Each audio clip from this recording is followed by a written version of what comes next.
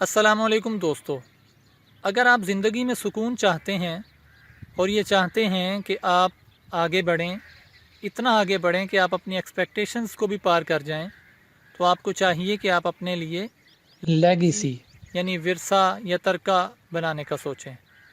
और इससे मेरी मुराद सिर्फ फाइनेंशियल लेगेसी की नहीं है, बल्कि स्पिरिचुअल की भी है। और हर वो चीज़ कि जिसे आपके बाद याद रखा जाए और ये कहा जाए कि हाँ, ये फ़लाँ काम इस साहिब ने जो किया, इससे इंसानियत को फ़ायदा हुआ है। इससे ना सिर्फ़ उनको ख़ुद फ़ायदा हुआ बल्कि पूरी इंसानियत को फ़ायदा हुआ। मिसाल के तौर पर अगर आप कोई कारोबार करते हैं तो आपको चाहिए कि अपने कारोबार को इस तरह से सेट करें कि वो कारोबार बहुत से लोगों की ज़िंदगियां बदलने का सबब बने। यानी एक शख्स कारोबार ऐसे भी कर सकता है कि वो इंतहाई कंजूस हो जाए और जो है, जैसा है, जैसे हो, बस उसको वो समेटता चला जाए। और एक शख्स ऐसे भी कारोबार कर सकता है कि वो कारोबार भी करे, मुनाफा भी कमाए, लेकिन उसके साथ कुछ अच्छा चैरिटी का काम, कोई सदका, खैरात, वेलफेयर, कोई ऐसा काम करे जिससे मुआशरे को फ़ायदा हो।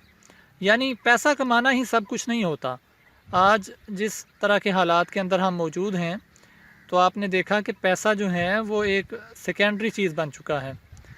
और दर्द दिल रखने वाले लोगों को, जो इंसानियत की खिदमत करते हैं, जिन्होंने इंसानियत को कोई फ़ायदा पहुंचाया है, उनको लोग याद रखते हैं।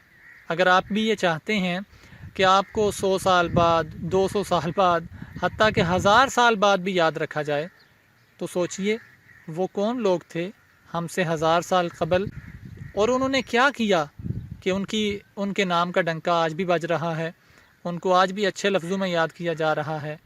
यकीनन उन्होंने ऐसे काम किए हैं जिनसे मुआशरे की भलाई मकसूद हो, जिनसे इंसानियत को फ़ायदा होता हो। मैं इस वीडियो के ज़रिए आपको यही पैगाम देना चाहता था। इसे एक अज़ान समझ लें, अलार्म समझ लें, या आप इसे जो भी नाम दें। आज जिस सूरत हाल के अंदर हम फंस चुके हैं, कोरोना वायरस के हवाले से, सोशल डिस्टेंसिंग के हवाले से, हमारी इकॉनमी जिस तरह से बुरी तरह से डैमेज हो चुकी है, और सबसे ज़्यादा जो पिस रहा है वो दिहाड़ीदार तबका है। लेकिन बड़े कारोबार जो हैं उनको भी बहुत सा नुकसान बर्दाश्त करना पड़ रहा है। इसे आप कुछ भी नाम दें, लेकिन ये हमें बहुत कुछ सोचने पर भी मजबूर करता है। हम में से बहुत सू ने ज़िंदगी का सबसे बड़ा मकसद पैसा कमाना बना रखा है, लेकिन यहाँ आकर जब हमारा पैसा भी हमें बचा नहीं पा रहा और बहुत खौफ और दहशत की फ़िज़ा कायम कर रखी गई है,